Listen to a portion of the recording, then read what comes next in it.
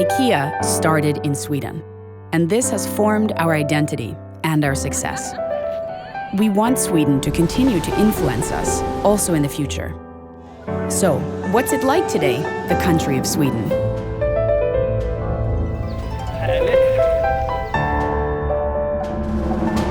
Sweden is as good and bad as any other country. This film will not give you a complete picture of the country. We are focusing on the positive sides of Sweden today.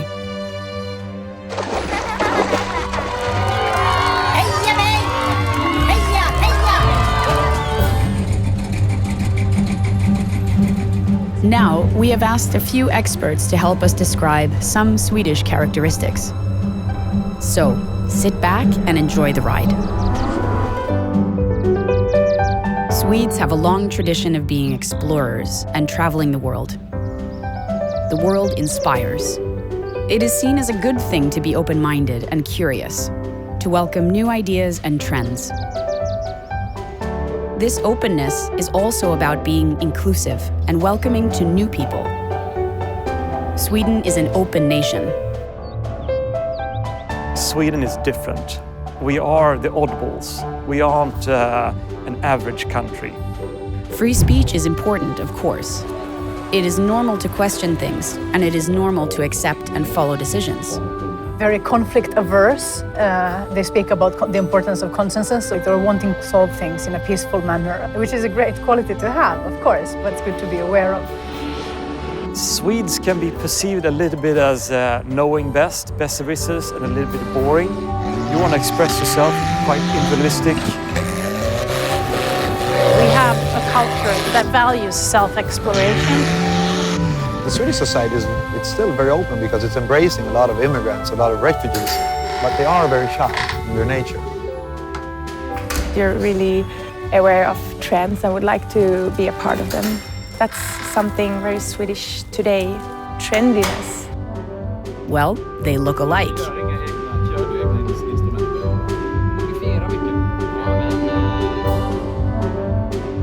Allemansrätten, the right of public access, is a law that allows you to visit and stay over a night or two on private land anywhere in Sweden, as long as you clean up after yourself and respect the nature and the owner.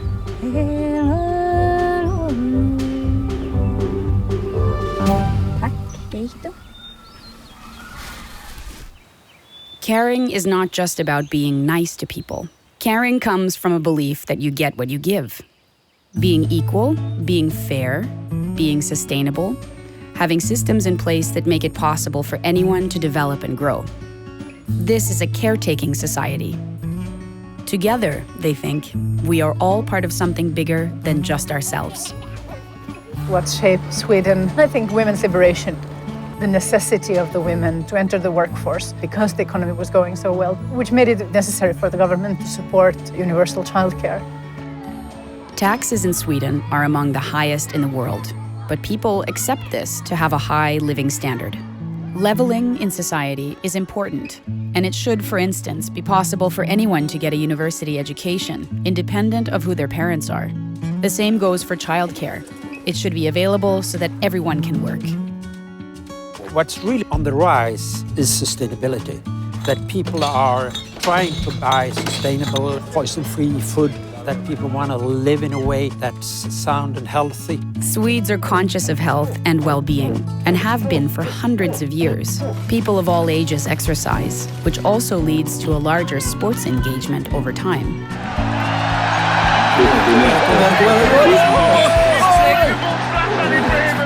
There's a word that's called nysvensk, new Swedish, and I would like to reformulate it to nu svensk, and now Swedish. Like everybody who is in Sweden is Swedish.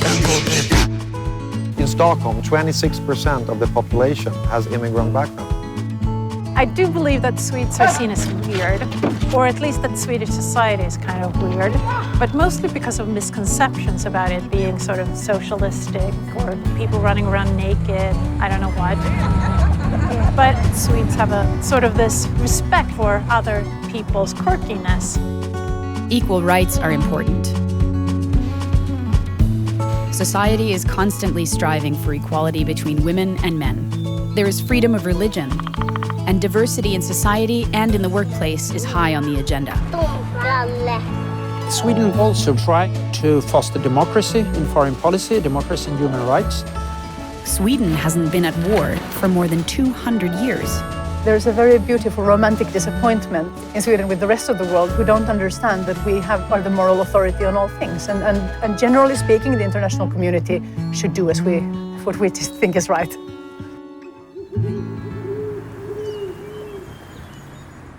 People in Sweden are close to nature, and they love their traditions. They are striving to meet reality, and honesty is always highly valued. Function and simplicity are important. Things need to work in an uncomplicated way. Being practical enough to do things yourself is seen as good. Sweden today is a modern country where living an authentic life is key. I think our farmers' background is a very strong and significant aspect of our culture. This notion of independence and doing it yourself, of working hard, that we kind of, I think, still believe in.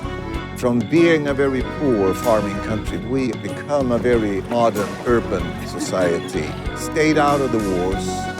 That gave Sweden a sort of head start on peaceful industrialization. It made it possible for Sweden to become a sort of model country. And the model for the home is found in Carl Larsson's popular 100-year-old illustrations. Swedes like to make their homes warm, light, and airy, with lots of lighting and light materials for the dark period of the year, and big windows for the light period. The home is inclusive for all family members. It has to be functional, yet simple. Swedes worship and protect their nature, and it's just around the corner for everyone to enjoy. Many have access to a summer house or a year-round cottage. Also up north in the mountains, or fjällen as they say in Swedish. This is the last wilderness of Northern Europe. Their specialty is fantastic seafood. Sweden's strongest tradition may very well be the public holidays cuisine. Like herring in uncountable number of tastes for midsummer and Christmas. Well, and all other public holidays too. Yes, meatballs too! And for the midsummer table, fresh new potatoes, straight from the ground, boiled in their skins. Dill on top. Midsummer is the absolute favorite holiday in Sweden, celebrating the lightest period of the year. And in the darkest midwinter, Lucia is celebrated everywhere. At home, in schools, in retirement homes, and in churches. New traditions are growing, like local Nobel Prize dinners, celebrated in homes and schools on December 10th, all over the country.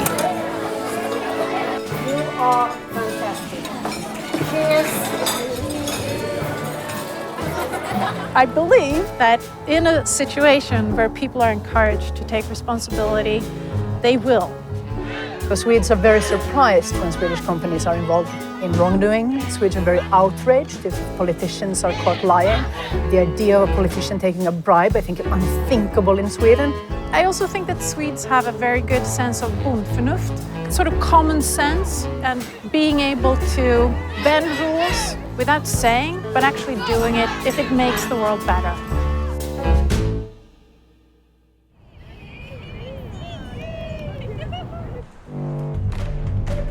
In the past, people were forced to innovate in order to survive. A harsh climate has led to a constant desire for renewal and new ways of thinking. Creative, entrepreneurial ideas have resulted in endless innovations. This started long ago and continues in modern Sweden today. Sweden has the highest level of innovation per capita in the world, from the flat-bottom Viking longboat to today's ultra-modern aircraft systems and space technologies.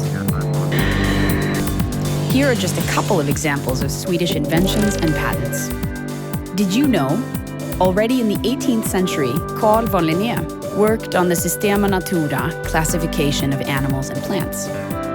the Anders Celsius thermometer, the propeller, the safety match, the adjustable spanner, the Dahlén sun valve and lighthouse, the spherical ball bearing, the Tetra Pak fluid packaging, the pacemaker, the 3-point safety belt, the rearward-facing baby seat, the artificial kidney, the Lexell Gamma knife for brain surgery, the Mecanum wheel, the ultrasound, Bluetooth technology, and the list goes on. The near-invisible bicycle helmet, the Hoofding, which you can't see until when it inflates. The inventor Petra Wadström amazed President Obama with Solvatten, which taps the power of the sun to make contaminated water drinkable. And of course, dynamite. Dynamite made it possible for its inventor Alfred Nobel to fund the Nobel Prize, supporting innovation and science around the world. They consume a lot of the new youth culture. Computers, music, computer games. They're also interested in participating in producing those sorts of things. Some examples are Skype, Spotify, the Battlefield game, and Minecraft.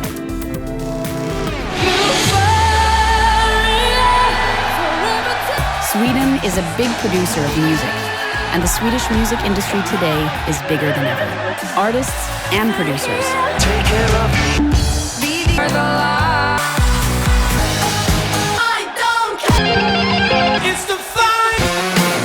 The Swedish Foreign Minister Carl Bildt tweeted proudly that Sweden is the global leader in heavy metal bands. One explanation for this Swedish specialty may be the long, dark, and cold winters. Also, literature and film are booming. From the Pippi Longstocking classics to Lisbeth Salander in the Scary Millennium trilogy. Two extremely strong women in different worlds, but from the same country. Today's crime fiction from Sweden. Give another picture of that fluffy country with polite, quiet blondes. In Sweden, we have lots of spare time, and in the spare time, we invent and innovate. And design, which often goes hand in hand with innovation and architecture. In a rapidly changing world, on a global market with competition, you have to innovate. And the way to innovate is to be open, learn from others. You have to be active. When you're dead, nothing much will happen. So activity is life.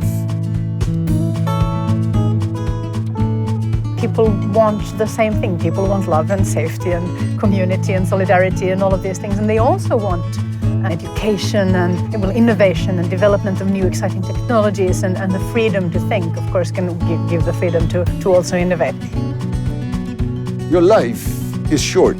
Why don't live it while you have it? Do things. Try out the new things. Be curious. Stay young. I think that Swedes, I think we're pretty good at doing that. Staying young, childish.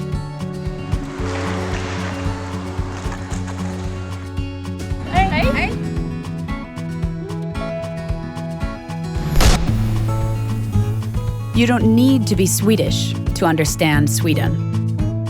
Vi ses!